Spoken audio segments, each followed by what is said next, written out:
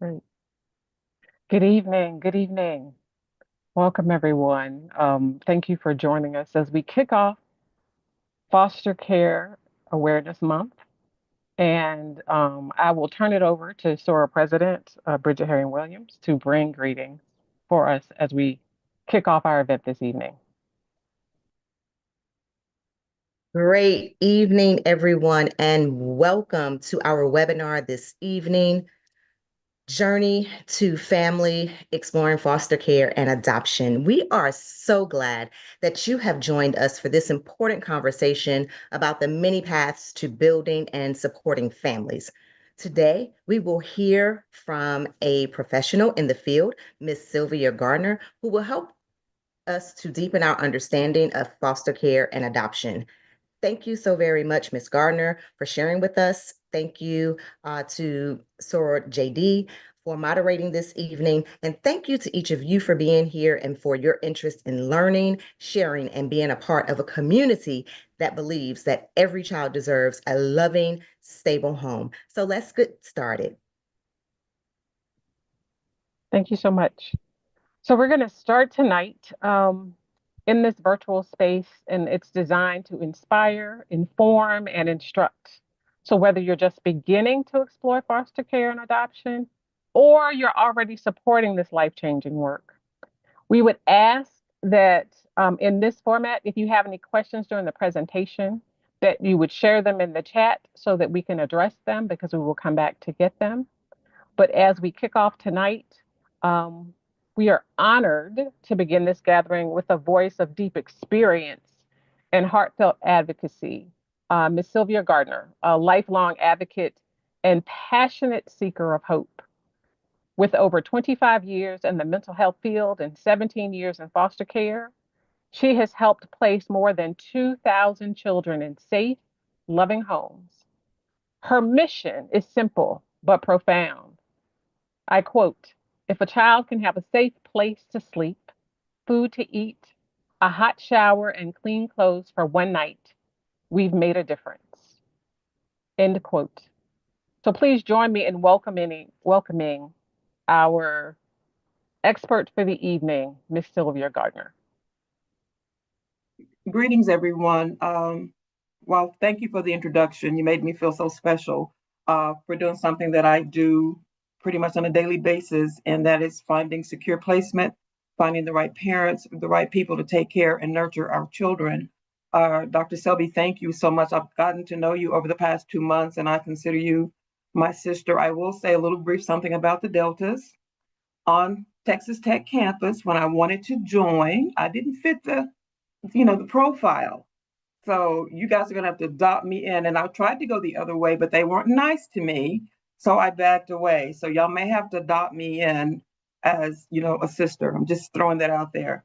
But but thank you all, Elaine, for your kindness so far. And Miss Bridget, thank you so much. And then Ebony, she's one of your sisters. I have pretty much been with Ebony since she was a little girl. And her mom and I are good friends. And she was the one that recommended that I come and speak to you all. So thank you, all of you, for just the opportunity to share with you something that I am very passionate about: foster care, adoption, and just taking care of our kids. How did I get started in this? Um, about when I was a few years ago, sitting around our dinner table, my mom and my grandmother and everyone was talking about my grandfather and how he had was adopted, was in foster care. And I'm working in mental health, and it's the first time that I had ever heard the story, ever heard the conversation, and come to find out that my grandfather, the man that I loved with everything in me, had been in foster care. He was came from a biracial family. His mother was a Comanche Indian, and his father was African American, and they did not allow kids during that time frame to go on the reservation. So my grandfather was put in foster care, unbeknownst to me, my family, my siblings. We didn't know, and so that touched my heart. And then years later, I got to be a part of the foster care system, the foster care family, and placing kids in homes. What I love about this is what Dr. Selby said. If we can give a kid a safe place, a place to lay their head, a place to feel comfortable, a place to rest their mind, if it's only for one night on clean sheets, they don't have to worry about anything, then we have done pretty much what we've been called to do. So I love that part of it. I love being able to be a catalyst or a bridge to help these young people find a home, to find a place to live. And we need individuals like you with a loving heart. Our community is one that will take in our kids. My mom and dad took in kids throughout the summer. They would sleep in the corner of the house. They would sleep in different areas. We took care of our family as a community. We took care of our kids so they didn't go into foster care. But now everything has changed quite a bit, and we see so many kids that look like you and I that are in foster care that need a home. Unbeknownst to them, or no, not to point fingers, they're there because whatever happened in the family. It could be drug related, it could be financial, it could be whatever reason.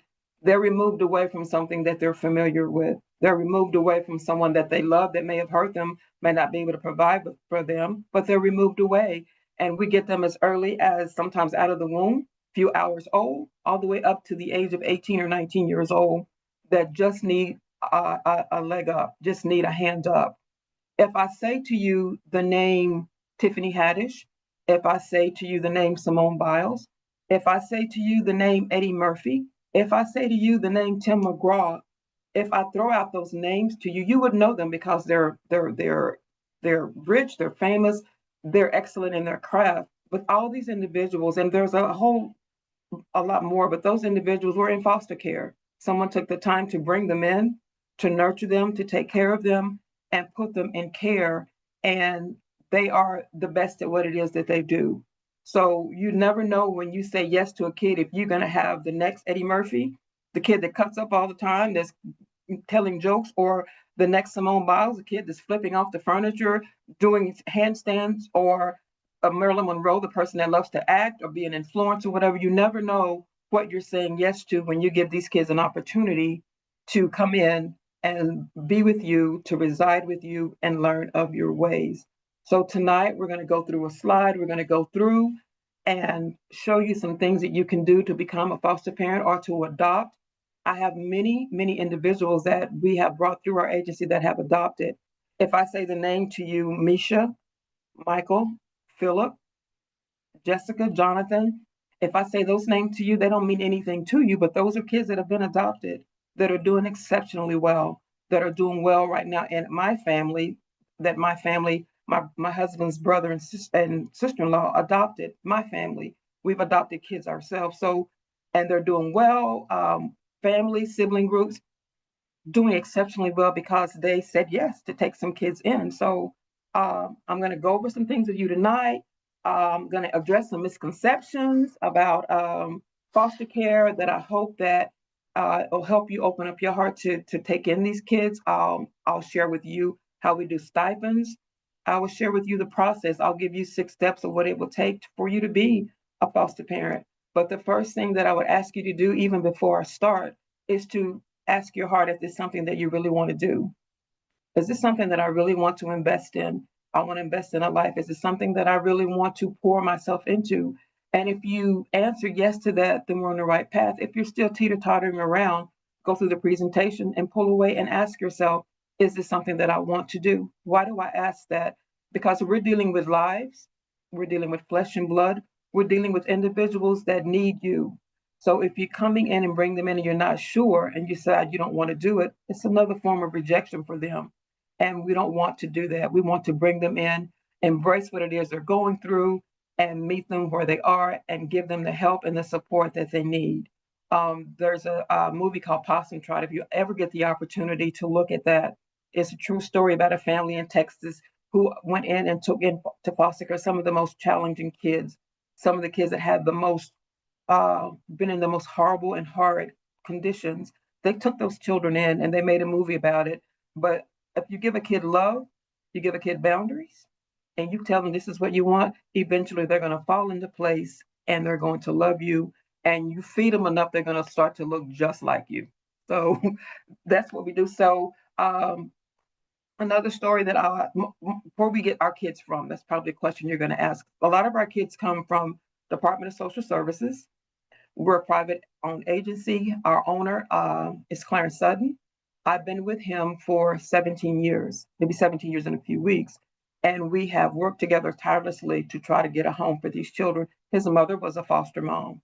So he decided to build this empire. I like to call it empire. I think big, to have a place for kids to come and reside and have a safe place. So his name is Clarence Sutton. He has 2 books out. I'll be glad to share them with you. But he has a heart for those that need a home, a heart for those that are displaced, a heart for those that are broken, a heart for those that in many eyes are the least of these. And he just opened up and we started to build this empire with these children.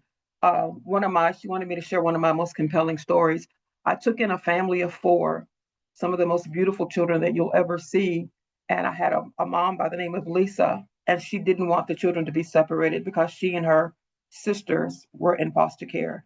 She took all 4 of those children in her home, and within maybe a year or 2, she adopted all 4 siblings. And they're all together. They're not with the agency any longer because she's raising those 4 kiddos, but she took them in, she raised them. But when we got them in on paper, they looked horrid. It looked like something that you didn't want to bring in your home, what they had been through, the experience that they had, what their parents took them through. But those kids now are straight A students. They're active in school. They're doing sports. They're doing all types of things because this lady said yes and took them in. So that's one of my most compelling stories. Another story that I have is that this couple was in their mid to late 70s, and we got a call from DSS that we had a young boy that was nonverbal that had been injured. His father had injured him with scalding water, poured water on all of his private parts. We went to the hospital. This woman went with me and she fell in love with this little boy. They were older, but they took him in. He was autistic, nonverbal.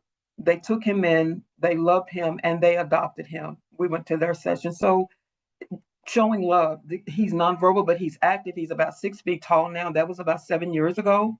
And so they took him in and treated him as their own, but he never said a mumbling word to them. But they learned how to embrace and how to speak just from love. So those are some of my most compelling stories that I wanted to share with you. You may ask the question, will I be able to handle the emotional challenges? Yes, you will. You'll have support, you'll have therapists, you'll have a team of people that will be there to support you. uh, what will happen if I get too attached? You're human, you're going to get attached. You're human, you're not a robot, you're not an AI, you're going to get attached. But when we bring you in, and if there's a point of reconciliation, you'll be taught that this child will be reconciled with their child. If you don't want that type of child, you want someone that's long term, then you can let us know that. But when you feed and take care and show a kid love, you're going to get attached. You're going to have a healthy attachment to that child. So, is this system too complex to navigate? No, it's not. You're going to have uh, a coordinator that's going to be with your home. You're going to have a licensing worker. You're going to have people that are going to be there with you to help you every step of the way. And my phone is always open. You can always call and I can navigate you wherever you need to go. But when you come in and you ask questions, make sure that your questions get answered.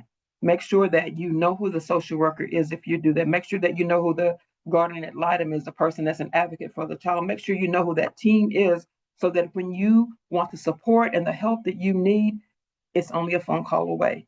We're going to be there to support you, to walk you through, to help you, to support you every step of the way.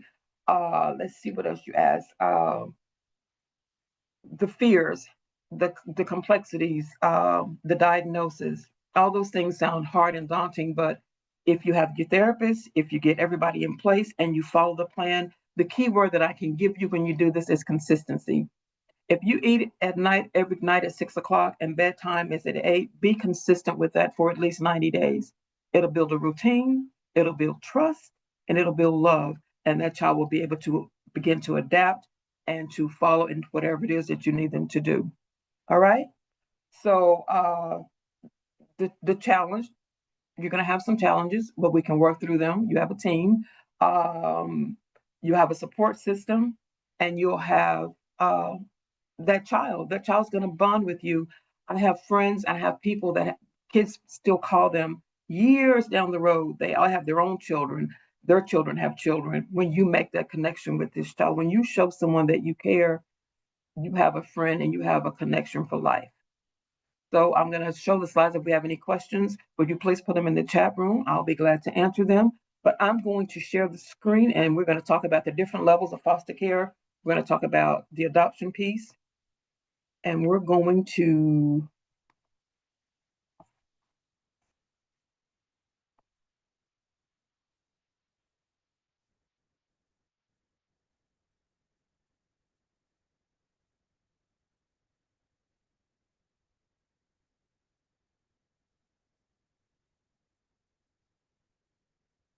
there we go. The company that I'm with is called CTS Health. We're integrated wellness agency. We have therapy, we have med management, we have a whole we have a plethora of services that will help you when you decide to be a parent. If they're on medicine, we have med management. If they have need a therapist, we have a therapist. And so we have everything, basically what you need here within the agency. If they need other treatment, if we don't know it, we'll link you to someone to make sure that you get the help that you need. We're dedicated to providing safe, a nurturing environment for children who cannot live with their biological families. And we've been here for over 20 years. We have partnered with compassionate individuals and families to ensure that every child has the opportunity to thrive. We have kids that are here that are borderline geniuses whenever they get the opportunity to just relax and flow in who they are. I have another family that's in the midst of adoption right now as well. The Parkers are, and their son plays pro football. And they're adopting a little boy, and I can say his first name was begins with a K. And this young man, when we first got him, he was not talking. He would not communicate. He had seizures. On paper and in person, he was a scary person that you probably wouldn't even want to work with, to be honest. But they took him in. They started reading with him. They had patience with him, and this kid started to thrive. He started to be productive in school. He started to play sports. He started to do things, but he had been neglected and rejected. So that is kind of what he did. He pulled away to what he was comfortable with. But this husband and his wife showed this child love, consistency, took him to school. When he had a bad day, they would go and talk with him. They had a relationship with the teachers. They invested in this child, and this child is going to have a forever home with his family. And he's amazing. He's turned a leaf. They adopted him, and they have another young man in the home. And just to show the love to this young boy, his life has changed forever.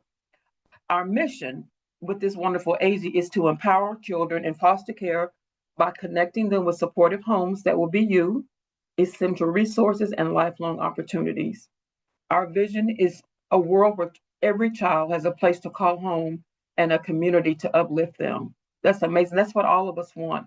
That's what all of us want for ourselves and want for the people that we love. A community and a place to uplift them up. Believe me when I tell you, they've had enough beat down, they had enough rejection to last them 2 lifetimes. But when we come in and we pour into them and show them love and show them that there is hope, show them there's a hand up, I'm telling you, it is amazing. The stories I can share you with girls that come in and they can do hair like nobody's business. They can put lashes on or they can put an outfit together, but they were never allowed to do that in the environment that they were in. When they got in a place they felt safe, they were amazing. As of 2022, and this is a little bit older, but there were 11,258 kids in foster care. 1,303 were adopted, and there were 2,690 waiting adoption. That's a huge number, and it's increased because now we're in 2025. The number of licensed foster homes decreased by 23% to 5,436 and continued to decline in 2023. That is why we need individuals like yourself. Why do children enter foster care? Well, I'm glad you asked. They enter for abuse and neglect. Parents fail to provide basic needs or expose them to dangerous situations. A lot of times the parents repeat what they've been taught. It's like a cycle.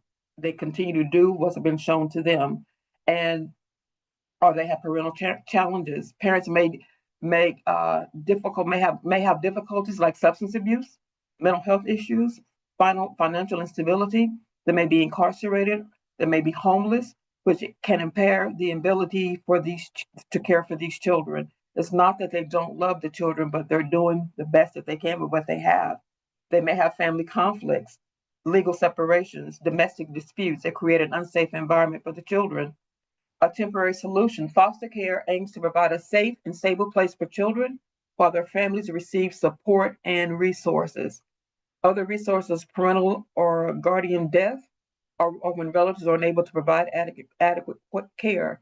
I have stories all throughout this, guy. So you won't know these kids, but these are kids that I know that are excelling. I have a young man, Nicholas. He came into care.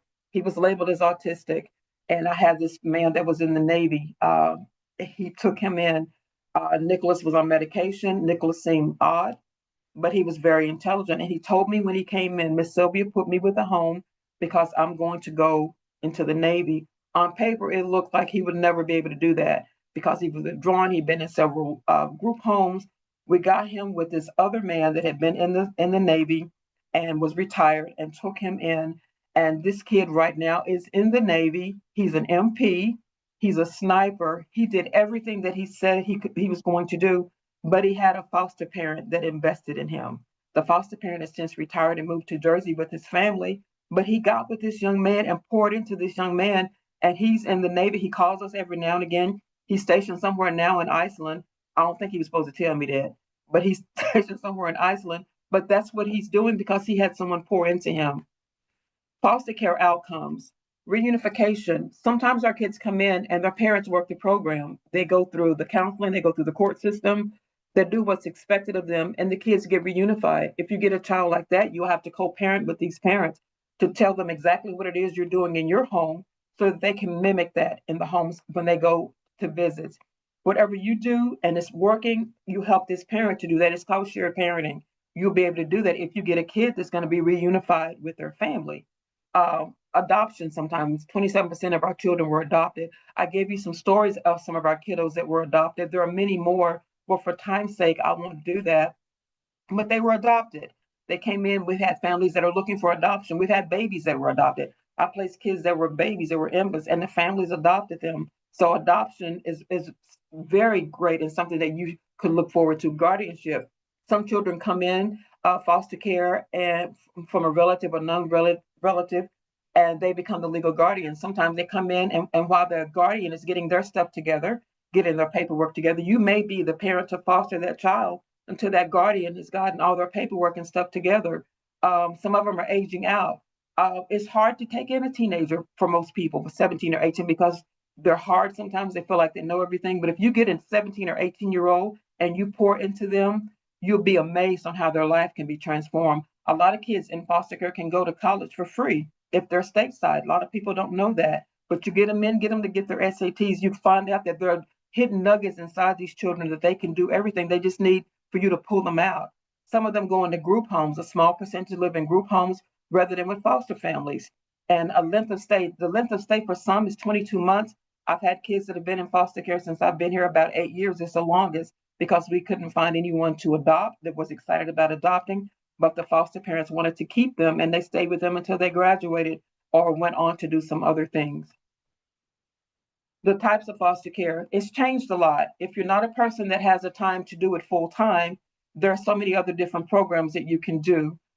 There's family foster care, those kids that just come in, they don't have a mental health diagnosis, but we just get them from CPS and they need a home immediately. Those are family foster children. We have intensive alternative family treatment. Those are kids that have gone through some hard abuse, that have gone through some hard challenges, and only one person could be in the home at the time, because you'll have to take that kid to appointments. You have to reiterate to that child and redirect that child a lot. So it takes a lot to do that. Rapid response, that's a service that's only up to like maybe 3 months at the most. You keep that kid in for a short period of time as we look for a home, and then that child goes to another home. You can take a break and come back and do it again. Therapeutic foster care is a kid that has a mental health diagnosis of some sort. You can do more than one therapeutic foster care. You can take it in the sibling group at the licensing department, get you licensed for more than one. But those are some of the services that we offer, and we know we've seen them succeed. Family foster care is a FFC provides temporary loving homes for children who are unable to live with their biological families due to safety concerns, neglect, or other challenges. That's family foster care. Intensive alternative family treatment is a specialized foster care, and you have to go through training for this. It provides structure, high level support for children with severe emotional, behavior, or mental health challenges.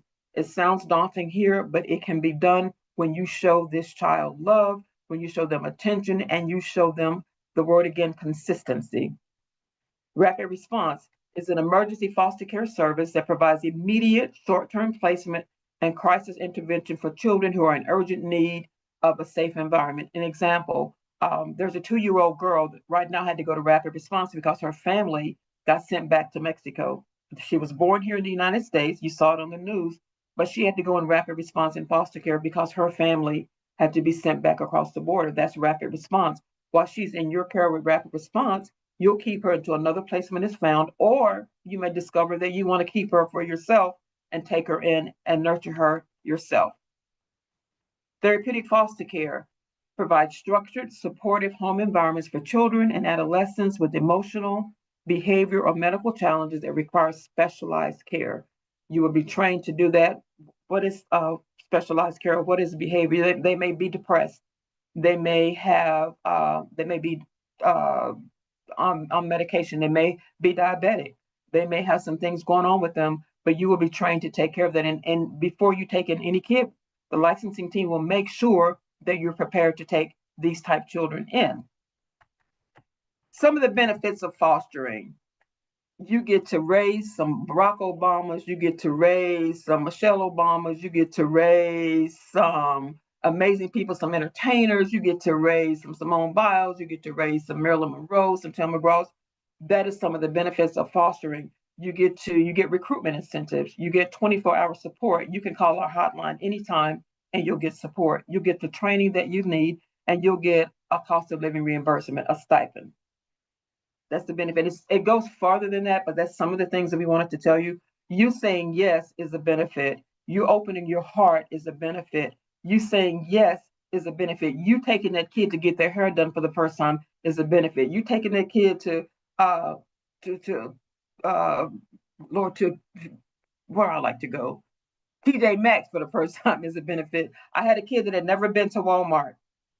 Family took them and they freaked out because they'd never seen Walmart. That's a benefit of seeing something through their eyes for the first time, for them experiencing love for the first time, for them having their own bed for the first time. That's a benefit, something that you can provide, something that you can do for someone that's struggling, for you to provide for someone that's hurting. You can do that, and the benefits will outweigh whatever it is that we can give you otherwise, because you're going to transform a life. Now, the great part: how do I become a foster parent? I have a huge book here, and it is called Deciding Together. It is 7 lessons that you can use. I'm going to show it to you. And you do it at your own pace. And it is called Deciding Together. And you get this book and you will go through each of these steps. It's 7 different books you go through. When you finish it up, licensing will come out. They will survey your home. They'll run background checks. They'll do all this stuff for you. But you'll go through training to be a foster parent. You need to be over 21 years of age. You need to have adequate income to financially support yourself. You need to complete all the necessary training. You need to pass a physical home inspection for a little bit. Will be in your business. You need to meet minimum physical and mental health requirements. You need to pass a criminal history records check, and you need to complete the licensing application and home study. You may say, well, Ms. Gardner, back in my days when I was in college, I jumped on this girl and I got a record for assault. Well, you need to let licensing know, because they can talk to you, and they can write a letter to the state for you if it's been 20 years ago and get that off. Now, you can't keep having records and beating people up and doing crazy stuff. You got to have, you make sure you're all right. But you can go through. Don't let, if you've done something, don't let it stop you from being a parent. Ask the question, and we can see what we can do to make sure that you be qualified to be a parent. And that is the end of my presentation for you. We have the pay rate agreement. We have the steps that I want to go over with you, the 6 steps to go over with you to get started. Just make certain, if you want to be a parent, the 6 steps. The first thing that I want you to make sure of, I'm going to stop sharing here before we ask questions. Make sure that this is something that you really want to do. Take the time to make sure that you want to invest in committing to enhance a life. It's not something for the faint of heart, because you're saying yes to taking care of and helping another individual be the best version of themselves. Complete the referral form online, www.ctslearning.org. Complete a checklist, write down all the pros and write down the cons. And I pray that the pros outweigh the cons. And then make sure when you do that, take the classes, prepare your home for a new addition to the family. Make sure that you have a room set for them. Make sure that it's beautiful, it's nice. Make sure that you find out where their favorite restaurant is. Some kids love going to Golden Corral, or they love going to whatever. Make sure it's an experience that they'll never forget. Familiarize yourself in your community with your support. Familiarize yourself with doctors, therapists. Familiarize yourself with everything you're going to need. So when this individual comes in your home, you're ready to go. You're ready to step into your journey to become a foster parent, and you can foster to adopt. I hope that with all that I've said with you today, that I've given you something to inspire you to want to step in this month and beyond to be a foster parent. I hope to adopt it. I hope you realize that there is a great need, especially in the state of North Carolina, to step in and foster a child. We have all types of children with all types of dreams, with all types of inspiration. We have all types of kids that are ready for individuals like you. And then we can take action to step into this role and do what we need to do to mentor, to adopt, to advocate for these young lives, because they're our future. And we want to make sure that we have homes like yours to open up your homes and say, come in, I'll take care of you, I'll step in and foster you to be the best person that you can be. That is all I have for you. I only had 30 minutes, and Dr. Selby, I did my 30 minutes. I did not go over, but if you have any questions, oh, I see one there. Elaine said, what is the minimum financial obligation to start the process? Um, the minimal, just have a job and make sure you have some money coming in. And what I will tell you, there's a stipend, there's money that you do get for taking care of these kiddos. It is, and I can share that with you uh, a separate time. I can share with you what you'll get. But what I will tell you this: when you do this, please do not, and you won't. But I said this to every parent: when you get these stipends, have it go to a separate account. Like, get another account, you get direct deposit, put it in there, and pull out what you need for this child to live. If they need shoes, if they need socks, if they need whatever, pull out from that and keep that in a separate account so that you can watch it grow what it is that you're doing for this individual. The funding for and we compete with every other agency, and we can pretty much match within reason some of the other stipends that are out there. But if you get, there's a fee for family foster that's separate from TFC. There's a fee for TFC that's separate for IFT. For the kiddos right now that are in IFT, intensive alternative treatment, from 0 to 5, it's over $140 a day for that kid. For 6 to 12, it's over $140 a day for, and the older you get, the more it goes up. For TFC, which is therapeutic foster care, the fee is about $94 to $95 a day for that child. And then family foster, you get a certain amount a month, depending on the age of the child. You get that much. You get about $702 for 0 to 5, $742 for 6 to 12, 13 and up is about $800 and something a month. So it's money that you get. You're not going to spend that much on a child a month, I don't believe. So you can put it aside and have it and teach them life skills. Teach them how to budget. Give them allowance and teach them how to spend that money, because they're going to need that when they leave your home. It's never too late to teach them all of those things. Teach them about keeping the room clean. Teach them about hygiene. You have an opportunity to get a blank canvas and make it any way that you want to make it in a positive way. I hope that answered your question. Are there any more?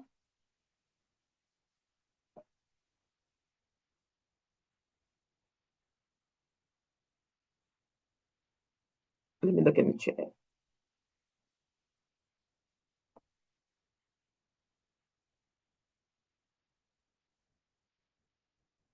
Let me see here.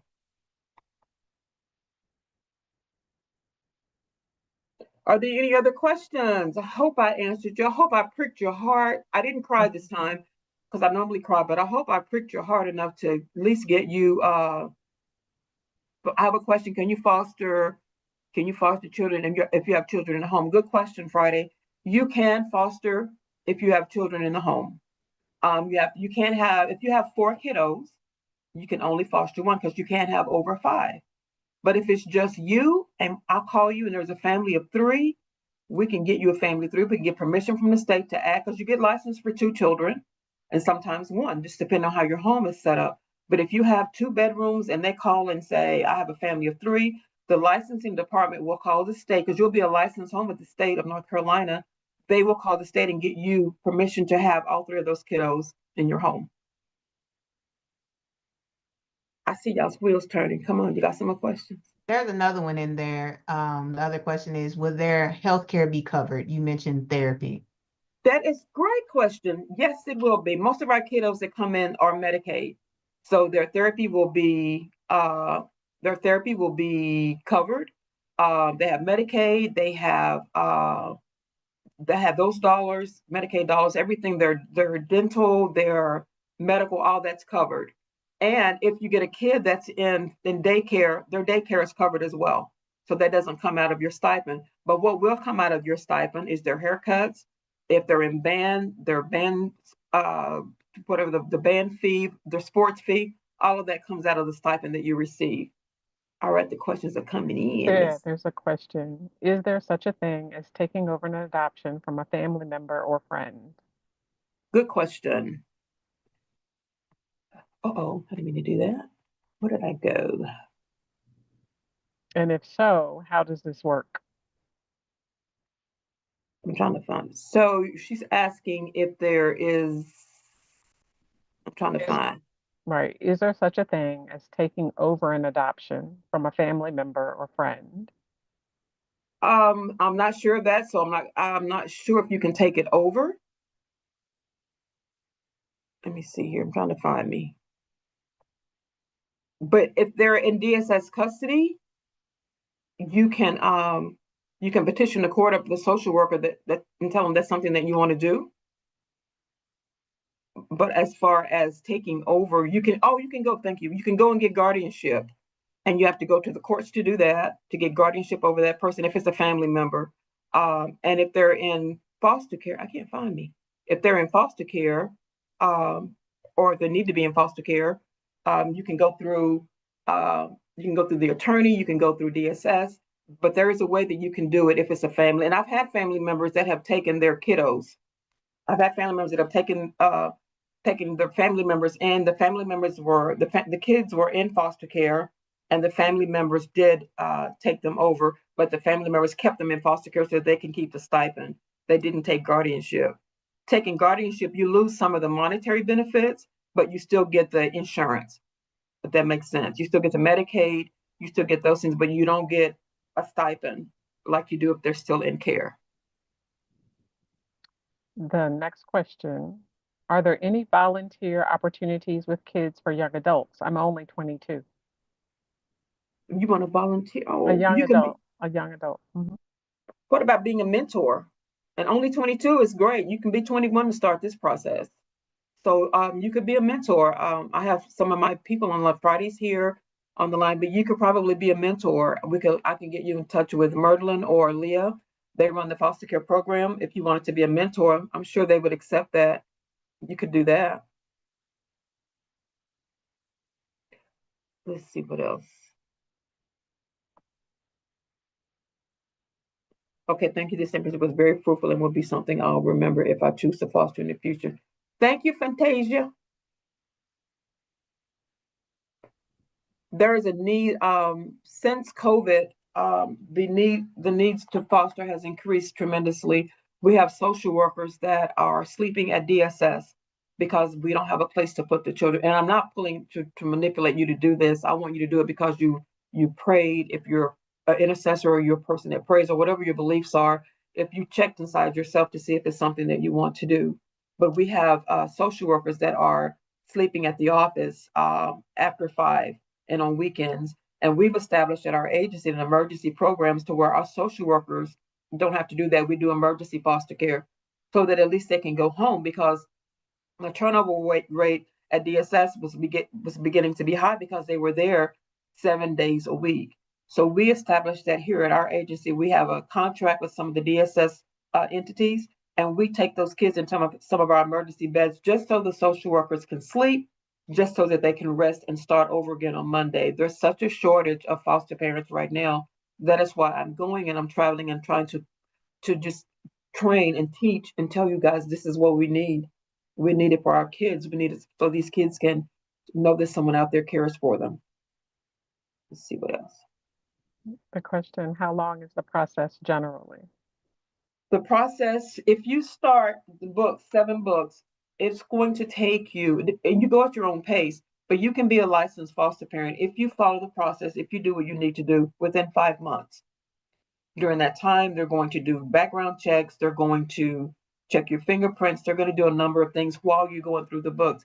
As you finish one book, a licensing person will come out and they'll go over everything that you studied in that first book. And then you do the second book. You may do 2 books in a month.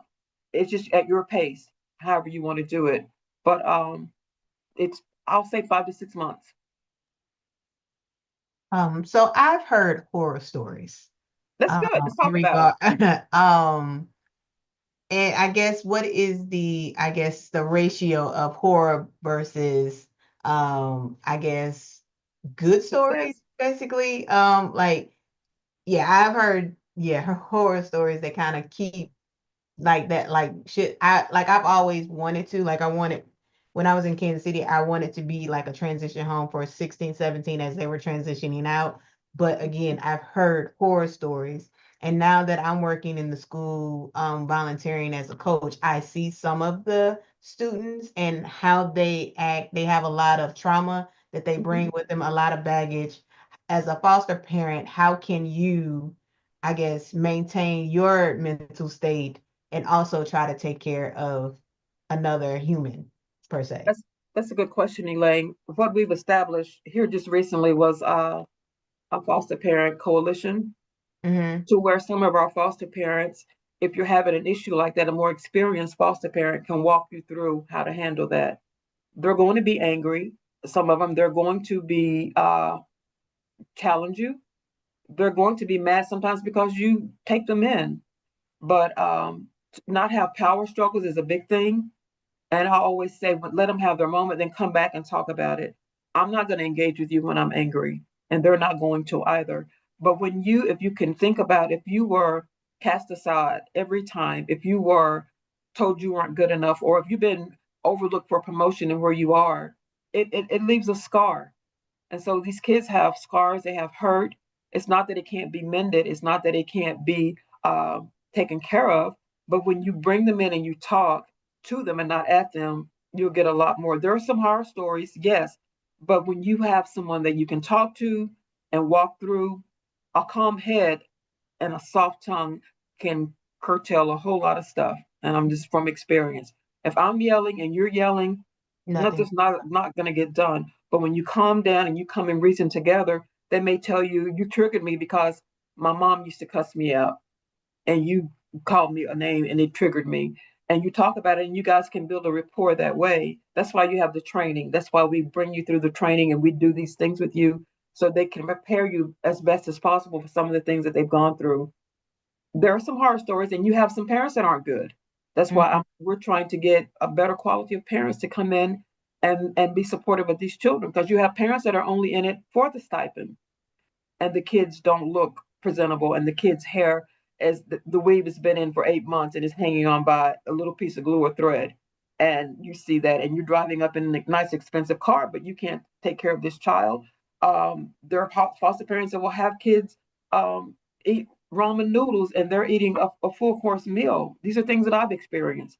Parents that we don't have any longer, but it goes both ways. But if you apply the training that you have and you listen to each other, you can tell how to work with that child, and you can tell how to maintain that placement. And the horror story can be not a fairy tale ending, but an ending that we can all live with. But yes, ma'am, you're gonna. If it was me, I was, yeah, Gotcha. as a teenager. Yeah, my mama probably wanted to put me in foster care. But you're gonna have some challenges, but it's how we conduct ourselves, how we react to what they do, and never get in a power struggle, because it's your house, it's your place. You don't have to power struggle for something that you own. Mm-hmm. You get back and you come back, and this is how we're gonna do it. And one thing, when you bring them in, please do not ever tell them, well, I'm gonna get rid of you. If you do this, you gotta leave. That is going to build up a wall that is going to be hard to break down, because they're going to feel like you don't want me anyway. So, good questions, guys. Let's see what else we got. What's the difference between foster care and adoption? Foster care is you're fostering a kid. You're not taking guardianship, but you're fostering that child that may be reunified with a family, or you're fostering and taking care of that child until they age out of the system. Adoption is you're going before a judge, signing papers and saying, I want this kid to take my last name. I want this kid to be my family. I want this kid to be mine. You're going to actually take on this child. You're going to adopt them and they're yours. Give them your last name. Sometimes they want their name changed to be your last name. Sometimes they want to keep their family's last name and add your name to it so the family can find them later on. But adoption is long term, yours. I always tell parents you can spank the butts legally when you adopt them. They're yours. You can pop them, but that's but they're yours. You feed them. You do what you're gonna do, but they're yours. You're saying before a judge, you sign papers. This is my child. I hope I answered your question, Shondell. Do I have parents that have been with the agency for a long time? I have parents that have been here. I've been here 17 years. I have parents that have been here 17 years and they're still fostering. They went from different age groups. I had one lady that's been here as long as I have. She started out with little ones, then she went to middle school. Now she's fostering teens. So yes, she was going to adopt a little boy, but DSS got involved and didn't want him to be with a family that didn't look like him. So they removed him and it broke her heart. So she started working with teenagers. Does the stipend and benefits end once you go through adoption? Good question. The stipend does end, but they will have benefits as far as their Medicaid and all of that. But the stipend does end because you're no longer a foster parent. You are a parent. So growing up, I had a few foster cousins. For one or two, it seemed my aunts and uncles didn't fully understand what they were taking on. How extensive is the background foster parents receive and the kid's situation? Great question, Rosemary.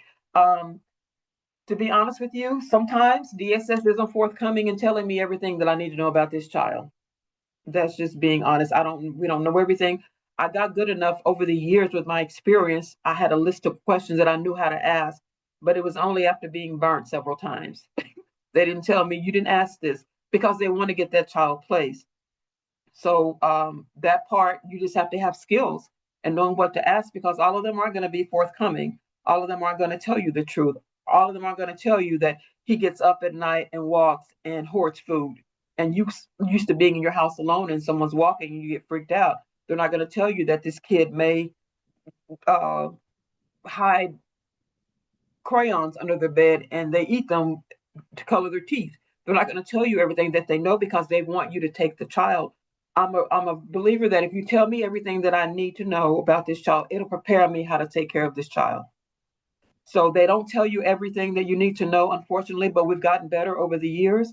But they don't tell you everything and extensive to background foster parents. We do background checks on the foster parent, but I always say you can't do a background check on character. You just can't. You don't know. I don't. You can tell me one thing, but your character will develop over time. And so foster parents, they'll come and they present themselves a certain way, but over time we'll see that you have a short fuse and that you do this. So you can't judge character. I can do a background check on how you're everything else, but I can't do a background check on character or integrity. That produces and presents itself over time. Okay.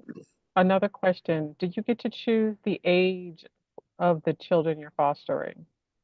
You do get to choose the age, but when I did it, like there's some individuals that say, I only want to work with 2 or 3 year olds, where there may be a season when I don't get a referral for 2 or 3 year olds.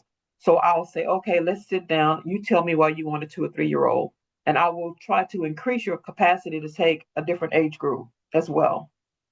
So yes, you get to choose. You get to choose the race, you get to choose the color, you get to choose the gender. But I would always try to challenge you to do outside of your comfort zone. And when you try that, sometimes you fall in love with it because I'm just so good and amazing at what I do. So, so yes.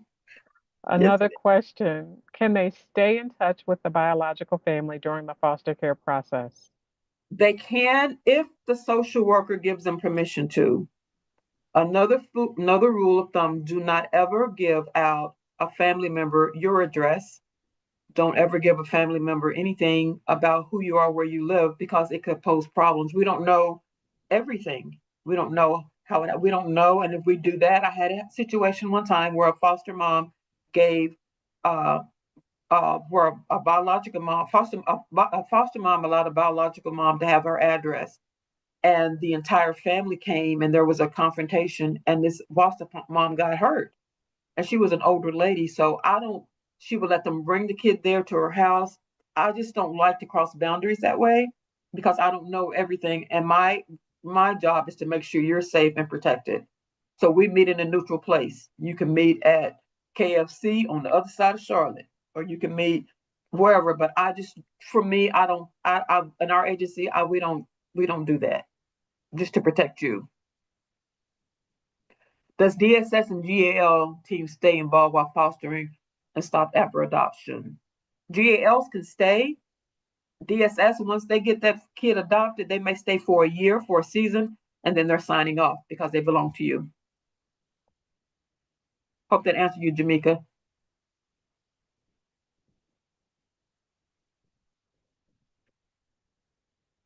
You're welcome. It is a great experience to do it. I've seen the stories, the good stories outweigh the horror stories. I'll say that. There's some kids that you can hug them and love them.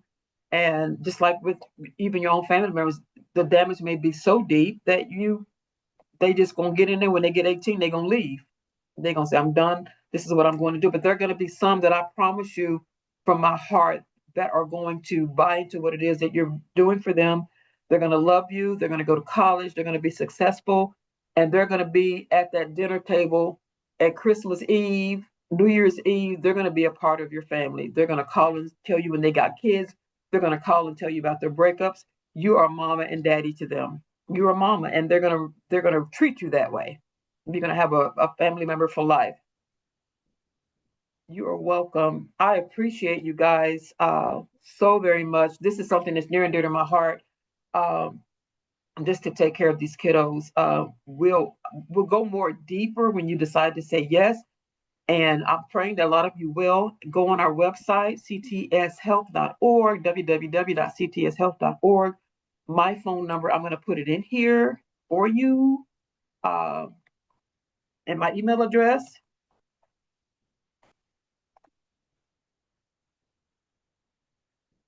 And while you're doing that, we want to thank you for making the time to come and share with us, to inform, instruct. Many of us may either be thinking about or want to share the information, to have a contact and to have an expert to be able to talk about it. So thank you so much for making the time to share with us this evening as we kick off Foster Care Awareness Month. You are welcome. This is what I do.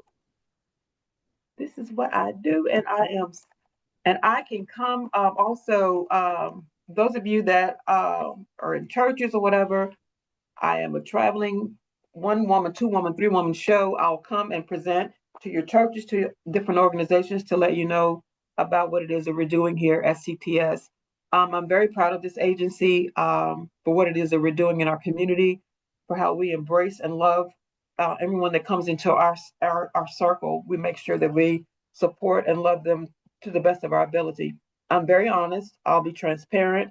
If I don't know what's going on, I'll tell you I don't know, and I'll try to find out.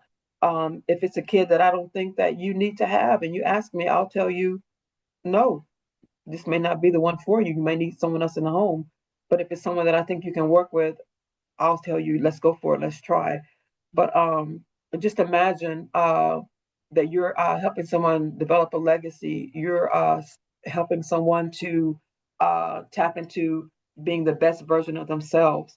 You're helping someone to know that I'm not a throwaway, I'm not junk, I'm not garbage.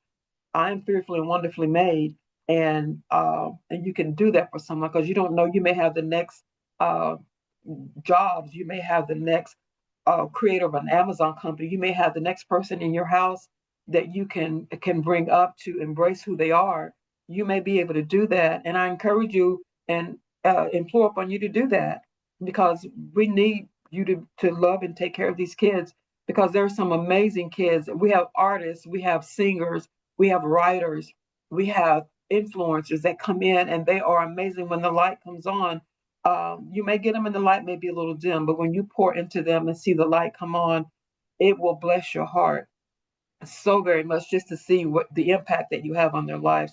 I have kids that have gone on cruises. Uh, Foster parents take them on cruises, um, and they have jobs and they drive and they have cars. One parent didn't even know that I was watching her one day in the grocery store with her kid, and she had the kid buying groceries and teaching her how to buy, and they didn't even know I was there until months later. But just to pour into them whatever decision their parents made and why they got here. It's not for us to judge. Our job is to make sure that we give them the best that we can give them, and give them the best version of, so they can see the best version of themselves, so that they can repeat the cycle and help someone else. Most of the kids that you see homeless on the streets from 18 to 21 are kids that have been in foster care mostly. And that breaks my heart that we didn't, they didn't buy into it, or they didn't get the right care. But most of those kids have been in foster care and they're homeless. So we're trying to get someone to develop a program for the 18-21. 18 years old, you don't know up from down. You don't know what's going on, and you're out here on the streets fending for yourself. So we got a lot of work to do. We still do. We've done a lot, but we still got greater things to do. So thank you all again. I enjoyed this. I was nervous, but you guys made me feel welcome and doing something that I love to do. I love to get foster parents in and butter you up and love on you and get these kids in there, and y'all love on them and make them do what they need to do. So think about it. We service all counties. We service North Carolina. We service all counties. So if you live wherever, we'll get you a kid and we'll get somebody to help you with that kiddo. And we have virtual stuff now, so you don't even have to come in sometimes. You can go virtual. So we try to accommodate as much as possible. But the hard work comes from you. You do 24/7. I don't. So I want to make sure that you have the support that you need, because you are doing it 24/7. And anyone that you go with, if you don't go with CTS, other agencies, make sure that they are taking care of you. Make sure that they're meeting your needs. Make sure that they answer the phone when you call. Make sure that they're coming out to visit you when they say that they are. Because if they're not, we will make sure that we do that. But you make sure that they're taking care of you, that they're loving you, they're showing you support. Because if not, then you rethink where you are, and then come over here to me, because we're gonna love on you, and we're gonna put the right kids in your home, and we're gonna check on you, make sure you're doing what you need to do.